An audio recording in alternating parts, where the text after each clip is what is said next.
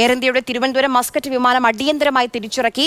പുക കണ്ടെത്തിയതിനെ തുടർന്നാണ് തിരിച്ചിറക്കിയത്. വിമാനത്തിലുണ്ടായിരുന്ന 148 യാത്രക്കാരെയും പുറത്തിറക്കിയിട്ടുണ്ട്. ജിബിൻ JB വിവരങ്ങളുമായി ചേരുന്നുണ്ട്. ജിബിൻ, നമുക്ക് ലഭിക്കുന്ന ഔദ്യോഗികമായ ഒരു എക്സ്പ്ലനേഷൻ എന്താണിതിൽ?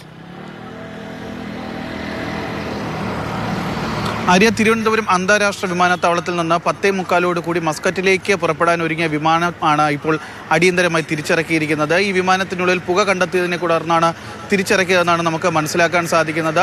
ഈ വിമാനത്തിൽ 148 യാത്രക്കാരാണ് ഉണ്ടായിരുന്നത്. എന്തായാലും ഈ വിമാനത്തിൽ നിലവിൽ വിമാനത്തിൻ്റെ അകത്ത് തീപിടുത്തമൊന്നും ഉണ്ടായിട്ടില്ല എന്നുള്ള ഒരു വിശദീകരണമാണ് എയർപോർട്ട് അധികൃതരുടെ ഭാഗത്ത് നിന്ന് നമുക്ക് നൽകിയിരിക്കുന്നത്.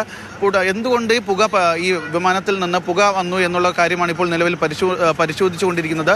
അതിനു വേണ്ടിയിട്ടാണ് ഇതിൻ്റെ അകത്തുണ്ടായിരുന്ന 148 യാത്രക്കാരെയും വിമാനത്തിൽ നിന്ന് പുറത്തേക്ക് ഇറക്കിയിരിക്കുന്നത്. പരിശോധനകൾക്ക് ശേഷം ഇതേ വിമാനത്തിൽ തന്നെ തിരികെ മസ്കറ്റിലേക്ക് യാത്ര തുടരുമെന്നാണ് ഇപ്പോൾ എയർ ഇന്ത്യ അധികൃതർ അറിയിച്ചിരിക്കുന്നത്. ആര്യ, ശരി.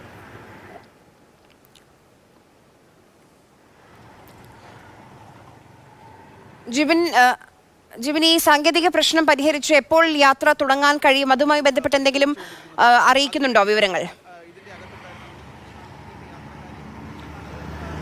ഏകദേശം ഒരു 3/4 മണിക്കൂർ മുമ്പ്, അതായത് 10:45 കൂടിയാണ് ഈ ഒരു വിമാനത്തിൽ ഇത്രയും സാങ്കേതിക തകരാറുണ്ടെന്ന് കാട്ടി വിമാനം തിരികെ ഇറക്കിയതും അതിലുള്ള യാത്രക്കാരെയൊക്കെ മാറ്റിയത്. ഇപ്പോൾ ഏകദേശം 3/4 മണിക്കൂർ പിന്നിടുന്നു. ഇപ്പോഴും എന്തുകൊണ്ടാണ് ഈ വിമാനത്തിൽ നിന്ന് പുക പുറത്തേക്ക് വന്നത് എന്നുള്ള ഒരു കാര്യത്തിലുള്ള പരിശോധനയാണ് ഇപ്പോഴും നടന്നുകൊണ്ടിരിക്കുന്നത്.